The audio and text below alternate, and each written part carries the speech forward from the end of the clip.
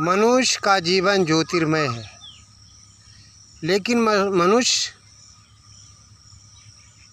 अपने दुष्कर्मों के आधार पर अपने जीवन को गंदा कर डालता है। परमपिता परमात्मा ने इस संसार में हमें अच्छे कर्म करने के लिए भेजा है, लेकिन हम यहाँ आकर अपने स्वार्थ में पड़कर दूसरों को धोखा देते हैं,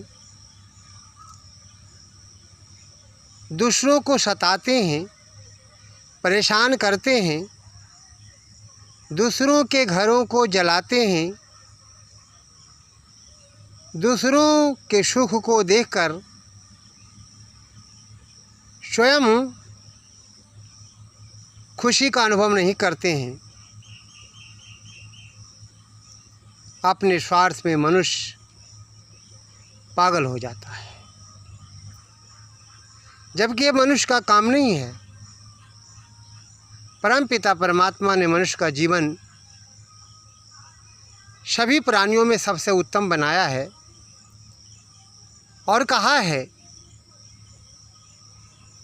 कि वो मनुष्यों, मैंने तुम्हें पृथ्वी पर अच्छे कर्म करने के लिए भेजा है, लेकिन मनुष्य यहाँ कर अपने स्वार्थ में पड़कर ना जाने क्या क्या करता है, कुछ समझ में नहीं आता।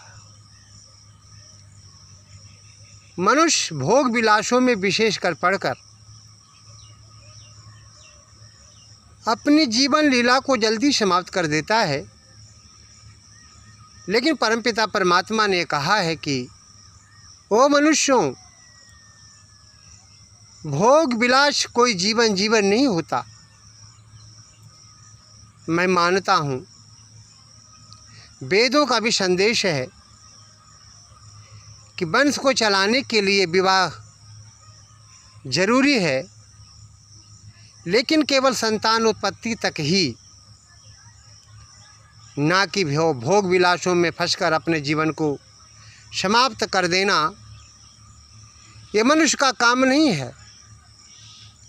आप जानते हैं, समझते हैं, पशु भी, पक्षी भी रति क्रिया करते हैं, लेकिन उनका भी अपना एक समय होता है, एक मौसम होता है जो साल में आता है। लेकिन मनुष्य के पास मौसम ही मौसम है, समय ही समय है। लेकिन यदि मनुष्य ये सोचे कि हम भोग विलासों तक ही अपने जीवन को रखें, तो मैं समझता हूँ यह कोई जीवन नहीं है। परमपिता परमात्मा ने मनुष्यों से कहा है, दुनिया के लोगों को बताया है कि वो दुनिया के लोगों, यदि वास्तव में तुम अपने जीवन को पवित्र बनाना चाहते हो तो शुभ कर्मों के आधार पर अपने जीवन को व्यतीत करो। यदि तुम ऐसा नहीं करते हो तो तुम मनुष्य कहलाने योग्य नहीं हो।